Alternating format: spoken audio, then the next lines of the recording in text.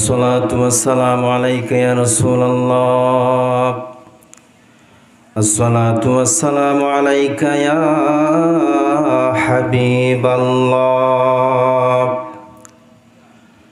الصلاة والسلام عليك يا شافي المذنبين. الصلاة والسلام عليك يا رحمة للعالمين. درود شريف পড়েন اللهم صل على مولانا محمد وعلى آل سيدنا মোহাম্মদ।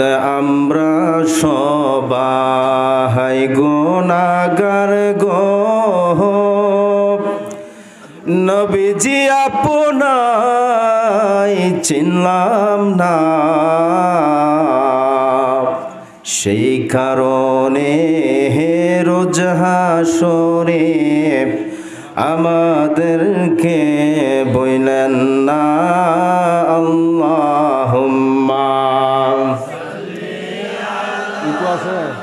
ইকু আছে একটু দেন।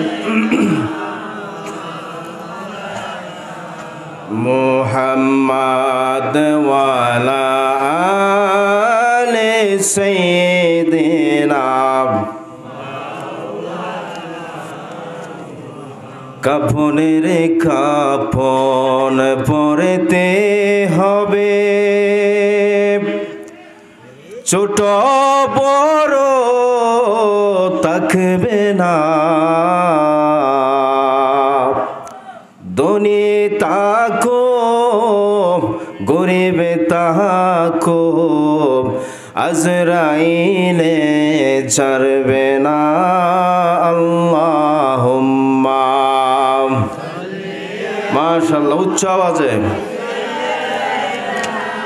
মাওলানা মুহাম্মদ ওয়ালা আলি সাইয়্যিদিনা মাওলানা।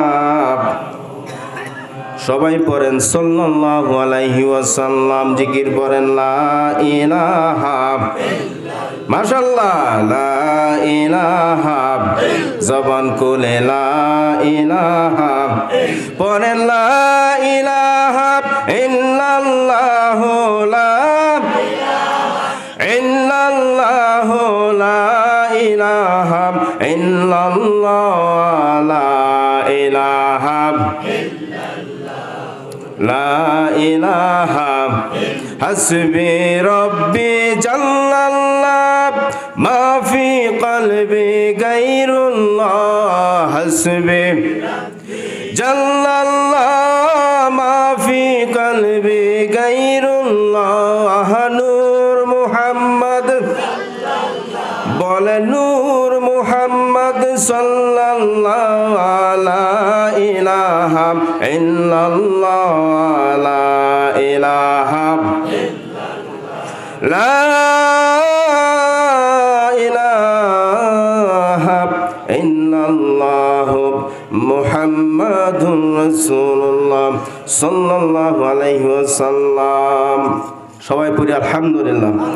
গাউসুল আজম হযরত বড় পীর আব্দুল কাদের জিলানী আলাইহি রহমান স্মরণে কাদরিয়া সিস্তিয়া আশরাফিয়া সুন্নিয়া মাদ্রাসা উদ্যোগে 14তম বার্ষিক ইসলামী সুন্নি মহাসম্মেলনের সম্মানিত সভাপতি, আন্তর্জাতিক খ্যাতি সম্পন্ন আলেম মুফাসসির কুরআন মুহাদ্দিসে আজম ইসলামী চিন্তাবিদ পীরে কামেল শাহ সুফি আল্লাহ হযরত মাওলানা ডক্টর গাজী ওলিউল্লাহ আশরাফি মাদ্দাজিহুল আলী হুজুর খলিফা কাসা উসা দরবার শরীফ, উত্তর প্রদেশ, ভারত।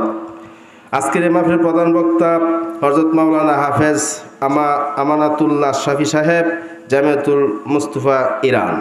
দিগার উলামায়ে কেরাম, মুআজ্জাজ মুহতারাম, মুরব্বিয়ান আজম, যুবক ভাইয়েরা, সমবয়সী বন্ধুগণ, পর্দার আড়াল থেকে শুনছেন মা ও বোনেরা, সকলে খেদমতে সালাম জানাচ্ছি। আসসালামু আলাইকুম ওয়া রাহমাতুল্লাহি ওয়া বারাকাতুহু। আল্লাহ পাকের কাছে অসংখ্য অসংখ্য শুকরিয়া। আল্লাহ পাক এমন একটা জান্নাতি পরিবেশে আপনাকে আমাকে আসার বলার শোনার সুযোগ করে দিলেন, সেই জন্য বলি আলহামদুলিল্লাহ। এখানে বেজার হয়েছেন কারা কারা আসতে? জান্নাতে আসতে কেউ বেজার হয়েছেন? কেউ বেজার আমরা হই নাই। সবাইকে জান্নাতের বাগানে আসার তৌফিক আল্লাহ পাক দেয় নাই। আল্লাহ পাক বলেন, আমি যদি কোনো বান্দাকে মোহব্বত করি তখনই তার নেক কাজ করাই। সুবহানাল্লাহ কোন। আর আপনারা আমার কিরকম একটা নবীর উম্মত হিসেবে দেখেন, আমি খুতবা পড়ি নাই, সময় সংক্ষিপ্ততা। আর এখানে বসছি ফাউজুলায়, আমার অনেক বাবাজিরা আছেন, আমার বড় ভাইয়েরা আছে, আমার একটা শারীরিক অপারেশন হয়েছে, আমি বসতে পারিনি ওইভাবে, এই জন্য আমি বসে নিলাম। আসুন আমরা কি রাসূল সাল্লাল্লাহু আলাইহি সাল্লাম কিরকম উম্মত, যিনি হলেন নবীদেরও নবী, যিনি হলেন আখিরি নবী, যিনি হলেন সাইয়্যিদুল মুরসালিন, কাতামান নাবিয়িন, সিরাজাম মানিরা, শামসুদ্দুহা, বাদরিদ দুজা, সদরিল ওলা, নুরুল হুজা, হুজুর উপর নূর সাল্লাল্লাহু আলাইহি সাল্লামের উম্মত হচ্ছে পেরেছি বিদায় বলে আলহামদুলিল্লাহ। আল্লাহ পাক রাসূল সাল্লাল্লাহু আলাইহি সাল্লাম কি রহমতের নবী না বরকতের নবী না দুশমনের নবী? কথা কোন? রহমতের নবী, সাথে বলবেন বরকতের নবী। সংক্ষিপ্ত আমি সরাসরি ঢুকে গেলাম আলোচনায়। রাসূল সাল্লাল্লাহু আলাইহি সাল্লাম কিরকম রহমতের নবী? আল্লাহ পাক বলেন 1,24,000 পয়গম্বর, মতান্তরে 2,24,000 পয়গম্বরের বিতর্কে কোন নবী রাসূলকে আমি যা দেই নাই, যে উপাধি করি নাই, একমাত্র আমার হাবিবুল্লাহকে বললাম ওয়ামা আরসালনাকা ইল্লা রাহমাতাল লিল আলামিন।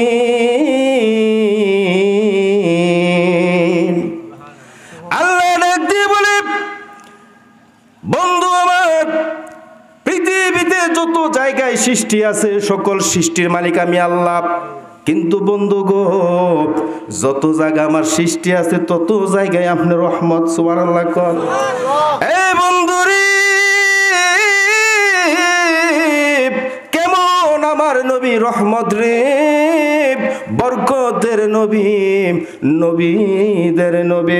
নবীজির সাহাবী নাম হলো হযরতে বারিরা রাদিয়াল্লাহু তাআলা আনহু। গরিব সাহাবী, অসহায় সাহাবী। বারিরার মন চাই নবীকে দাওয়াত করতে, কিন্তু নবীকে দাওয়াত করার মতো সুযোগ পায় না। আল্লাহর নবীর কাছে বারিরা ডাক দিয়ে কই, ইয়া রাসূলুল্লাহ, ইয়া হাবিবাল্লাহ, নবী গো, আমি আপনার গরিব সাহাবী, অসহায় সাহাবী, আমার মন চাই গো নবী, আমার বাড়িতে যদি আপনি একদিন তাশরীফ আনয়ন করতেন খুশি হইতাম, কিন্তু নবী আপনি হুজুর আসবেন, আমি যে আপনাকে একবেলা খাবার খাওয়াবো তাও অর্থ আমার নাই। আমার নবী ডাক দিয়ে বলে, রে বারিরা, এমন করে কেন বলো? বারিরা রে, তোমার মনে আসা আকাঙ্ক্ষা যাও আমি পূরণ করব, অচিরেই তোমার বাড়িতে আমি একদিন চলে যাব। কিছুদিন যেতে না যেতেই নবীজির সাহাবীর বাড়িতে বারিরার বাড়িতে নবীজি ঢুকলেন। নবীজি বাড়ির সামনে থেকে ডাক দিলেন, বারিরা বাড়িটা শুনি, বারিরা বাড়িটা শুনি। নবীজির কণ্ঠ মুবারকটা বারিরার কানে লাগার সঙ্গে সঙ্গে বারিরা তাড়াহুড়া করে বাইর থেকে বাহির হইলেন। বাহির হওয়ার পরে বন্ধুরে, কেমন রহমতের নবীর সাহাবীর ভালোবাসা এই দুনিয়া থেকে কোন মুসাফা করলেন, কদম বসি করলেন। আর আমাদের মতো অনেক হুজুররা, অনেক ব্যক্তিরা বলে কদম বসি না যায়, কয় কি না? আগে আমরা যাইতাম মাদ্রাসায় যখন পড়তাম, স্কুল কলেজে যখন পড়তাম, পরীক্ষার যখন আসতো তখন কইতো মা বাপে তো দাদির ফাউটা একটু কদম মুসি কইরা সালাম করে কইতো কি না? কইতো না? আবার কি কইতো? মা বাপে কইতো মারে, মা কইতো তোর বাপরে সালাম কর। ঠিক আছে কিনা? আস্তে আস্তে উঠে গেছে গা, উঠে গেছে কিনা? কন সত্য না? আল হাক্কু মুরুন, হক কথা সত্য। হক কথা কইলে বন্ধু বেজার, ভাই বেজার, মা বেজার, বোন বেজার, সব বেজার। কিন্তু হক কথা না করার কারণে এই দুনিয়াতে সর্বোচ্চ আপনাদের এলাকায় আমার 500 মানুষে ফিটাফিটি করতে পারবে। আমি পরে কি শুনুন যাই আমরা, কিন্তু কেমতের মাঠে আমার জিব্বাটা টান দে 7 হাত দৌড়ানি আল্লাহ কাসুনে আগুনে কাছি দিয়ে কাটবো। হেনতে তো বাঁচতে গেলাম, বাঁচলাম না। এই জন্য আমার নবী বলে, নবীজি সাহাবী হযরতে বারিরা নবীজির হাতে মুসাফা করলেন, কদম বুসি করলেন, ইয়া রাসূলুল্লাহ আপনি আসেন। নবীজি বসতে দিলেন। নবীজির সাথে 15 থেকে 20 জন সাহাবী। এমন একটা ছোট্ট ঘরে, এই ঘরের ভিতরে 4-5 জন লোক ঢুকছে, আর সকল সাহাবী বাহিরে, গরিব মানুষ। নবীকে বসতে দিলেন। বাড়িরা বিবিকে ডাক দিয়ে কয়, বিবি রে, ও বিবি তুমি দেখছো নি কে এসেছে? বাড়ির আর বিবি কয়, কে আসলো? কয় একটুকে দেখো কে আসছে। কলে ইয়া রাসূলুল্লাহ, হুজুর দোয়া আসছে। কেউ স্বামী, হুজুর দোয়া আসলো। আল্লাহর নবীর সাহাবী বাড়িরা ডাক দিয়ে কই, বিবি রে ঘরে কি আছে? দে। কথা ছিল আপনাকে রহমতের নবীর কথাটা বলবো, ঠিক কিনা? রহমতের নবী না বরকতের নবী, তা আপনার বোঝানোর জন্য কথাটা বলতেছি। আল্লাহর নবী সাহাবী হযরতে বাড়িরা ডাক দিয়ে কই, বিবি রে ঘরে কি আছে? দে। বিবি চোখের পানি ছেড়ে ছেড়ে কান্দে। এ বিবি তুই কান্দস কেন? যে নবীর পাও মুবারক আমার বাড়িতে স্পর্শ লাগার কারণে, বাড়ির মাটিগুলা স্পর্শ হওয়ার কারণে রহমত পরিপূর্ণ হয়ে গেছে। এ বিবি আমার নবী এসেছে, দেখি দিবে। বিবি চোখের পানি ছেড়ে দিয়ে কই, স্বামী রে আজকে প্রায় 2.5 ওয়াক্ত হয়ে যায়। 2.5 দিনের 2.5 ওয়াক্ত, তো 2 দিন দুপুর পর্যন্ত, 2 দিন প্লাস হয়ে যায়। প্রায় 7 থেকে 8 ওয়াক্ত খাবার খাই না। আপনিও খান নাই, আমিও খান নাই, উপবাস করে কিছু নাই। আমার নবী ডাক দিয়ে বলে, নবীজি সাহাবী ডাক দিয়ে কয়, রে বিবি আমি তা বুঝি না, কোথায় থেকে দিবা? বিবি কয়, আসেন স্বামী আমরা দুজনে খোঁজাখুঁজি করি। খোঁজাখুঁজি করার পরে মাত্র 3টা খেজুর। নবীর সাথে সাহাবী হলো 15 থেকে 20 জন। 3টা খেজুর পাইল। এই 3টা খেজুর নবীজির হাতে দিলেন। আর হাতে দেওয়ার পরে, এটা কি রহমতের হাত না? রহমতের হাতে, রহমতের হাতে স্পর্শ লাগার কারণে, সংক্ষিপ্ত করে এলাম আরেকটু, রহমতের হাতে স্পর্শ লাগার কারণে আমার নবী কইরে পারি না কি? আল্লাহ কয়, হুজুর 3টা খেজুর পাইছি। আমার নবী কয়, আমি তো তোমার বাড়িতে কাইতে আসি নাই, কাইতে আসি নাই, কাইতে আসি নাই, আসছি শুধু তোমার কথাটা রক্ষা করার জন্যে।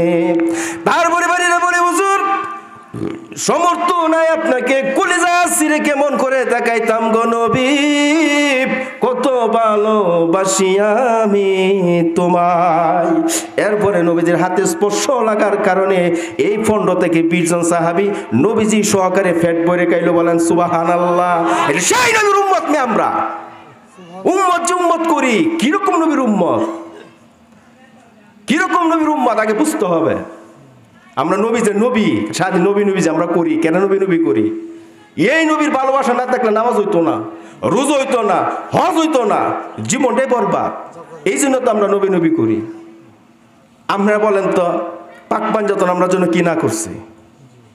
পাক পাঞ্জাতন আমাদের জন্য কি না করছে কোন আপনারা? রাসূল সাল্লাল্লাহু আলাইহি সাল্লাম গেলেন আপনার ওই দাওয়াত দিতে। খ্রিস্টান, ইহুদি, হিন্দু, নাসারা, বৌদ্ধ যা আছে মুসলিম সকলকে দাওয়াত দিলেন। আমি আমার পথে ঘটনাটা একটা লোক আমার কইতেছে, আপনি একদিন ওই জায়গায় কোন জায়গায় আইছিলাম, একটু কইবেন, কইলে একটু ভালো লাগতো। আমার মা কইছে, হ্যাঁ মা বিলে কইয়ে দিছে।